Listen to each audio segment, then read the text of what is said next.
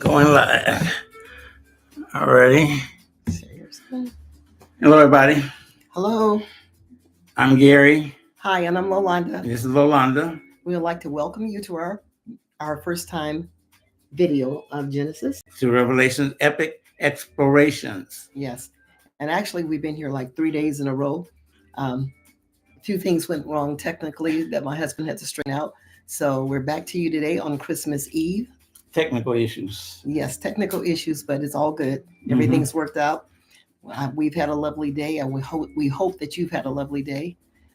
We just spent time with our family, and it was a beautiful brunch with family and friends. And what can I say? I'm full, and we're blessed. And now we're here with the rest of our family. Excuse me. So a little bit about that. This was a huge brunch for our family, and we have another one for tomorrow to attend for Christmas, but we're ready. Our bellies are full. Very full. Yeah. Well, I didn't eat too much. Ate enough. So I'm going to say we're full. We're full. There's no more food in the house for tonight, so we're going to go forward with that. Mm-hmm. So we want to bring a little bit to you guys about what we've been doing, where we've been, and this is going to be like a part 3 series at least. So tonight, since it is Christmas Eve, and we did try to preview this two times before, but this volume wouldn't go, and there was something wrong. So my husband got it right. He's a trooper. He's going to stick in there. So we're so we're going to go for it, and we're not going to be with you too long. I hope we don't keep you too long. We're going to be here hopefully for about 30 minutes and just kind of share with you the highlights and what the steps we went through. We're going to give you a little bit of information about South Africa and how we arrived at going and what we did from there. And then we're going to cut it off until next week. And if you join us next week, if you like and subscribe and join us next week, we'll go into more detail until we get to every bit of this beautiful trip to South Africa. So first of all, we would like to talk about a little bit of the anticipation of going home to the motherland. A lot of anticipation. I mean, when we knew we were really going, it's all I thought about. Yeah. You know, it's like being in two worlds. You're here in America and you're going through with your daily lives. Mm-hmm. But at the same time, because my ancestors came from Africa, and my genetic genes were in the ancestors from Africa. Yeah. That's where I'm from. And to know that I was going back there to reconnect. Yeah. I mean, it's awesome. And at the same time, it's emotionally overwhelming in a good way, you know, because I wanted that more than I wanted anything to put my physical body on African soil. Yeah. And for me, pretty much the same, the DNA matching, it's like matching your DNA. Yes. But for me, the anticipation is a long drawn out story. So I'm going to give you little tidbits of it. So my story began over 20 years ago. And while I was very active in my career with my children being much smaller, and actually was over 20 years ago, I began to write a book called The Adventures of Lo on the Go. And it's a series of 7 books. And the first book is Lo Goes to Africa, which was always my dream to travel. I named my children Cairo in Asia. I wanted to see different countries, and I wanted to go to Africa, and I wanted to share those stories. And as Adventures of Lo on the Go, this book was going to be something that I was going to share with them, share with other children. And then they grew up. I wanted them to share these books also with other children and continue to, share this word. This is the Adventures of Lo on the Go. You don't have North America in front of you. This is North America. No, that's Lo on the Go. Is that North America? Yes. So with these books, it's so funny. They were pre-written. It's like destiny and prophecy. But I've always talked about it. And so I've been telling my children and forever that we were going to go to Africa. And finally, the opportunity came. And then we went to having about a year, maybe about a year's worth of research. Yes. The year of research was just, we did everything from documents to books. For me, I'm a master herbalist. So studying in herbs, going across the continents and connecting the dots with that. Then my daughter had signed for the African DNA for myself. I found out that we were from the Timi, my maternal, on my mother's side, the Timi tribe. And so we wanted to look into that. and that was in the Sierra Leone region, and just more and more documentation. But then with that, knowing that I wanted to connect the dots, the next step was we wanted to spread the news to our families. Yes. And so we flooded them with everything we had. Everything, it was like a bug. The bug started with me, then I connected it to my husband. My husband became a believer, and then Instantly. He's an information guy, so he was sending out information to everyone, all the family. I know they probably get tired of his emails because he will email you all night and text you and yes. Call you and call you. So he was doing all of that, and we were spreading the news to our family. But believe it or not, all of the family members got on board. And that was the best part about it. Everybody was unanimous. Once they saw we were going, and we were going to be going with another group at first, we had made reservations, even paid a deposit. And this group is a bona fide, verified group. And I will also give them a huge high five, 5-star rating. Yes. It's called the Real South Africa. Mm-hmm. It's ran and owned by the Blantons, Mark and Latasha Blanton, Dr. Latasha Blanton. Mm-hmm. Mark Blanton was a worked for the civil service, CIA. No, he was Secret Service for George Bush. George Bush, yes. Yeah, he was Secret Service agent for George Bush. Right. So we knew that they would be legit. If we were going to be going along, we would be, in good hands. So we were going to be going with their group, and they have a luxury travel group, and they do 5-star bookings, and they take you on all kinds of things, real estate tours, and they go to Cape Town, Durban, different things. So we were going to be going with them. Then our daughter was very interested in going, and her husband had already traveled to Africa a couple of times. Mm-hmm. And then she had an opportunity to go to Africa about 3 weeks before we went. We were planning to go. Right. So we knew that it was all in the car. So this was already destined to be. And so her group, which is Cora Consulting, she was doing some things there with her husband, as well as the fact that they had planned other events because he was going to be on an excursion with the NFL, mm-hmm. and they had things that they had planned. So after their trip went smooth, we knew that this was going to be a destination trip for us. Yeah. So long story short, we got the family on board. Daughter was, instead of us going with the Blantons, it was so many, the group increased to 14 family members. So 3 generations. And you want to get the ages of our grandkids? Oh my gosh, no, I'm not going to do that now because they're spanning from 5 mm-hmm. to 17. Right. 5 to 17. Mm-hmm. So we had all different ages going, and that was fantastic. Mm-hmm. And also our son was planning his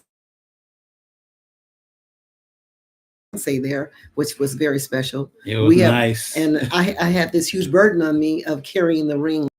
There was a movie called The Lord of the Rings. We had the burden on us. We had the movie, is it The Lord of the Rings? Right, Lord of the Rings. There's a special ring. I had this ring. Oh, and yeah. I was carrying it. It was in a house. It was in the safe. It was on the plane. I felt like this pressure and burden to make sure, going through customs and like, can I take this and can I be okay with it because she didn't know anything about it. Her parents went too as well. So it was like, it was exciting. It was stressful. All of that. But getting back to the story, our daughter made the reservations, and she's truly She's excellent. Well, first of all, they're world travelers too. Yes, they are. So they knew what they were doing, and mm-hmm. then some. And then they had a lot of extra things going with us. They had security, armed security. Yeah, we had guards. So you know mm-hmm. what? We were confident that we weren't going to be just lost or not. So she made reservations at a beautiful place. We'll give you information about that later. But the place was wonderful that we stayed in, and yes, that was beyond 5 stars. Hated to leave. Yeah, we had guides, and we saw things and stuff. So it was really wonderful. But getting her to do those reservations, she's not a travel agency, but her company, Cora Consultants, they put together all kinds of things and events. So this was one event that she planned, but she's always coordinating their travel. Mm-hmm. So I wasn't worried about when she decided to coordinate our travel. It was wonderful, from airline to the hotels to every type of 5-star restaurant and event. We got a chance. Our daughter spoils us in travel. Yeah, we do. We were spoiled in travel. Yes. So we had both sides, daughter, son-in-law, yes. Son, mm-hmm. and daughter-in-law to be. And all sides we were covered, and again, and her parents went. So, like I say, we were just really ecstatic about what we saw, and all of our grandchildren. But one of the other steps I would say that we were kind of stressed about, and it was a smooth transition, and that was what, getting global entry. Yes, getting global entry. People don't think that's a big deal, but when you're going from going to a new continent and going through customs, you do not want the hassle of standing there. And I saw people, and I've flown out the country before, and it wasn't a problem. But having that global entry is something that you really want to have too, because it speeds up the process. You just come and go from the back of the line to the front of the line. It's seamless when you have it. So that's something that we would advise. Of course, you're going to have your passport. And I know a lot of countries now are saying visas, but by the way, Johannesburg you don't need a visa. No. You don't have to have any shots either. And you don't have to have a visa leaving the United States. They haven't enacted that yet. Oh, they haven't enacted. No. That's good to know. Yeah. But I know some people were worried about that. But not getting any shots, you're not getting a visa. You're just going to be traveling there. As long as you're going to be back within 90 days, you're good. Right. And so that was another necessity, but we had that. And then we were checking with the airlines on things that needed to be allowed. My husband is a stickler on things like that, so I let him handle that with the TSA, and he can tell you a little about the process that he went through. Yeah, I was really going through a lot of stress trying to figure out, because I do a lot of videography and photography. So that meant batteries and a lot of gear that I had to take with me on my carry-on bag. And I was worried about, because I was hearing horrible stories of them taking your equipment, and I wanted to be sure. So I was checking on the internet, digging through all I could read, and finally found out that you can take some lithium batteries on your carry-on bag in your devices, but the devices must be able to be ready for the TSA to turn them on. They should already be on, but if they don't come on, they will keep them. And they do this for protection of, just in case of terrorism possibility. So they figure if your iPad comes on, your MacBook, your cameras, your GoPros, all your electrical devices, if there was something in there that shouldn't have been in there, then kaboom. But that's not the case. So we passed it, leaving Las Vegas, no issue. Yes. But coming back, it's like they was separating everything. Now, this was tell them where we were. That was in Heathrow, London, England. Not in Africa. Not in Africa. No. Coming back, on the way back to London, we went through a strenuous search. Everybody did. Yeah, it's a different process. It's a different beast. And, you can choose your poison. For me, I would probably opt not to go that route again, but it was quick and seamless. There was nothing that we sensed other than the fact that that's just was their process. Right. And I even literally let them throw out some things just because I didn't want to take the time to stay there any longer. But yeah, but then after that, all of the things that were coming together on our trip, it finally, the day for us to leave, and it was 14 of us. And that was amazing. We were coming from different directions. We had a town car to pick us up, and everyone met in different locations at the airport and had drop-offs. 14 of us at the airport. We marched through. You're talking about adrenaline? Oh my gosh. Because of the expectation of going to Africa, the whole family, 3 generations. Yes. We were on adrenaline overrush. Yes, we were. And so, with excitement. Yes. And every moment, of your emotional state, you are in a live state of expectancy. Yes. The children, everybody was like, you couldn't touch us because we were hyped up. And knowing that we were going to be flying 21 hours, of course, with the layover, we laid over in Atlanta. Yeah, 5 hours. 5 hours, right. But that was wonderful. We went to the Express Lounge, and we had dinner, and we laughed and joked, but that was seamless too. But that 21 hours and being on the plane, it went so well. But, we all had our little plans to do, like with the movies. Right. Once we got on the plane, my husband had a method. I had a method. Yeah. 21 hours, you're sitting on a seat, and we had good seats, business class, but you're sitting there trying to think, what are you going to do in 21 hours sitting basically in a tube, a flying tube? So the movies, my wife and I use the movies to burn that time, to relax and sleep, and look at movies. So it was something that helped us along the way. And also we fasted. And we fasted also. We were doing interval fasting. So that really helped, because some people have tolerances that cannot take have airline food. So we decided to play it safe and do that. But the thing is, with these planes now that travel internationally, they have on the back of the seat in front of you, it's like maybe a 12 by 9, like an iPad size projector where you watch movies on. And it shows the plane's travel route, how high the airplane's flying, and also how long your destination is. So, especially, I haven't flown since I'm also a veteran, Air Force and Army. And the longest flight I had was going to Germany. And as a young man, I'm 69 now, but as a young man flying 13 hours with a bunch of guys, I didn't think about it until I said, we're going over the ocean, Atlantic Ocean. Well, this time I felt we're going to be 20 hours and about 98% of it's going to be over the ocean. I know the aircraft is safe. You hardly have to worry about that. There are more car accidents, automobile accidents, than there are airline accidents. But in the back of my mind, my wife is pinching me. In the back of my mind, I'm thinking, I need a distraction. I don't need to be worried about nothing but getting my soul on my foot in Africa. So that helped me to watch how the plane was transgressing across another continent, and it was an enjoyable flight. It was the best flight I've ever been on, actually. Yeah. He's on steroids. He's not telling you, but he wanted me to watch it too. So I did. And I had a different methodology. Mine was to watch. I had movies strategized, ones that were 3 hours, one were 2 hours.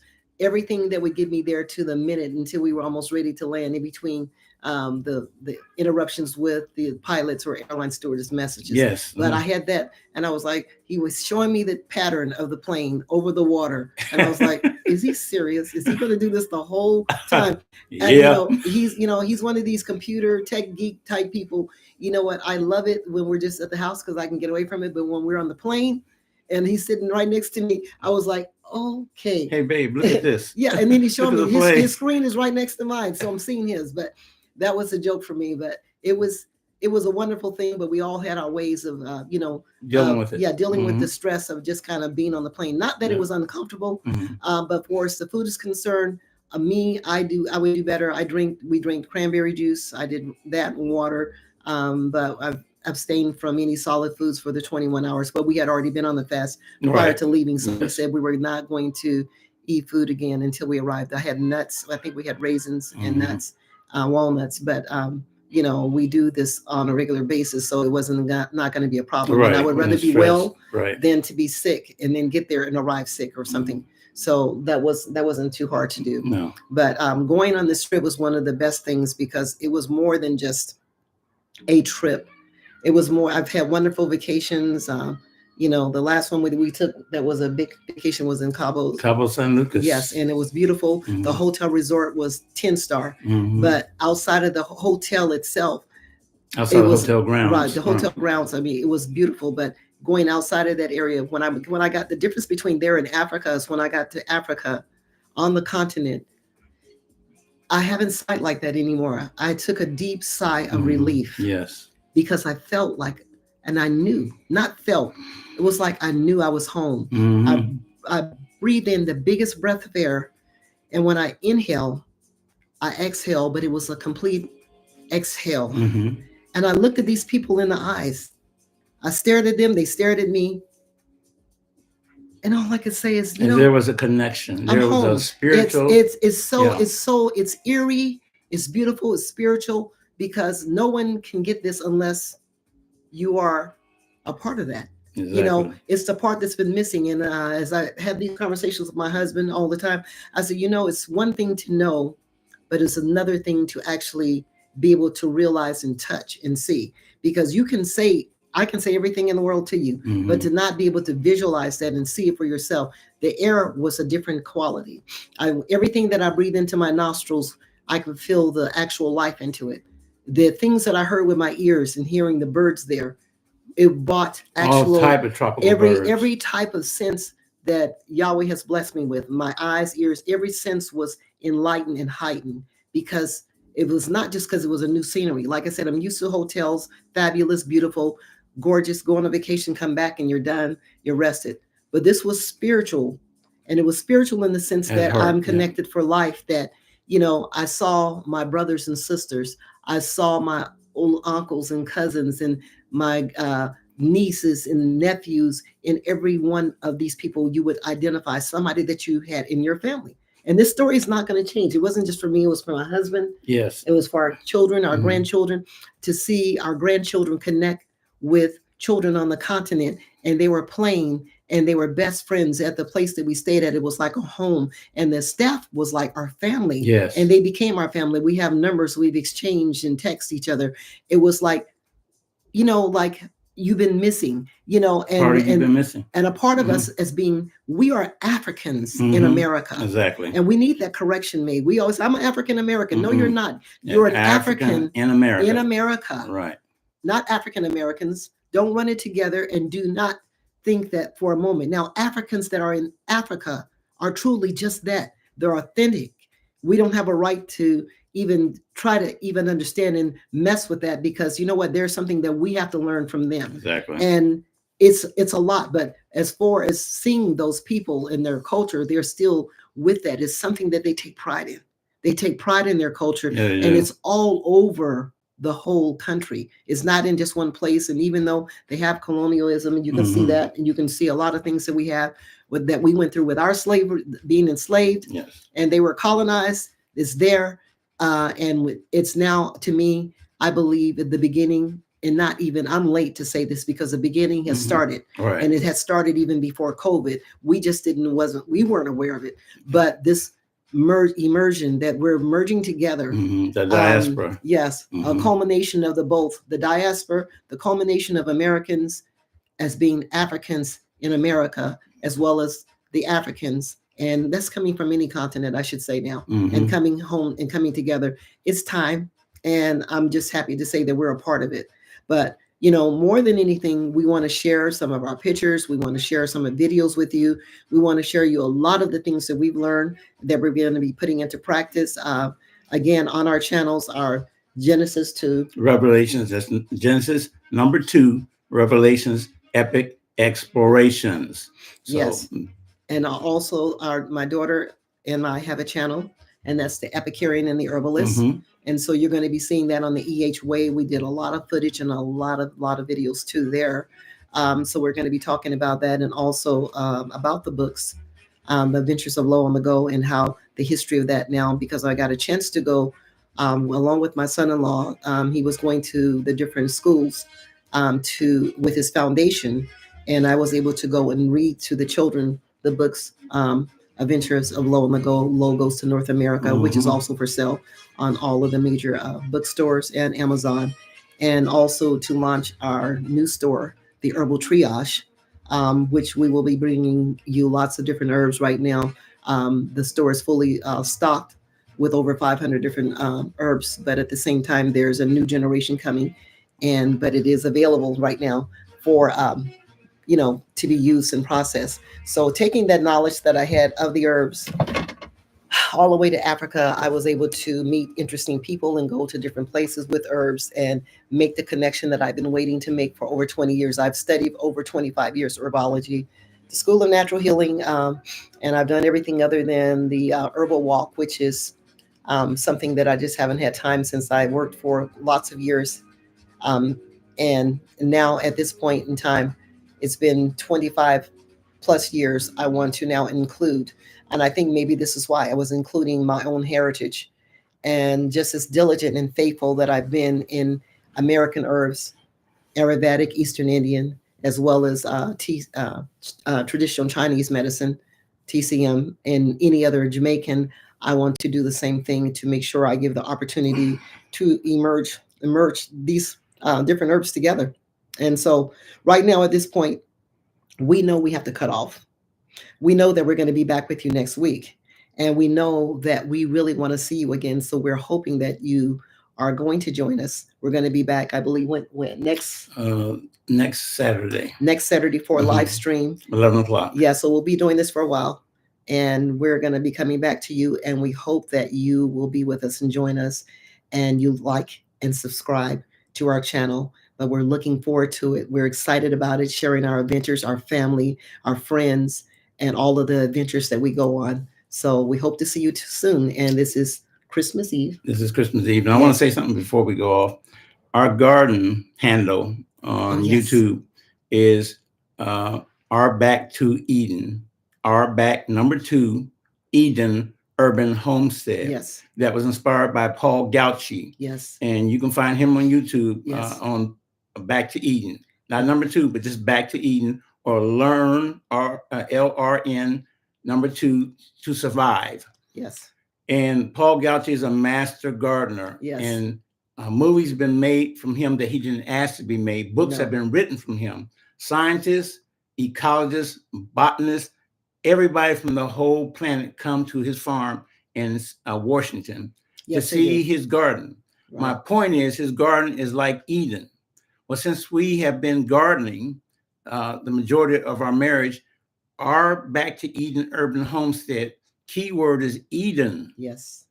Eden is in Africa, the cradle of civilization. Yes. My wife wrote the book 20 some years ago. Yahweh has fulfilled that, us going back to Eden by going to Africa. That's right. That's mind-blowing. It is. That is huge. Yes. Such a huge connection. And once again, this is true spirituality. This is not some occult. This is not something they were just making up. I couldn't have done it because I wouldn't have known what to do. We don't live in the past, and we definitely don't live in the future. We live in the present. But we believe our Creator has done this, and Yahshua is, truly with us. But we want to leave you with this. No mission is impossible. And you can do all things through Yahshua, who gives you strength. Please take care until the next time. We look forward to seeing you and talk to you soon. Bye, family. Bye-bye.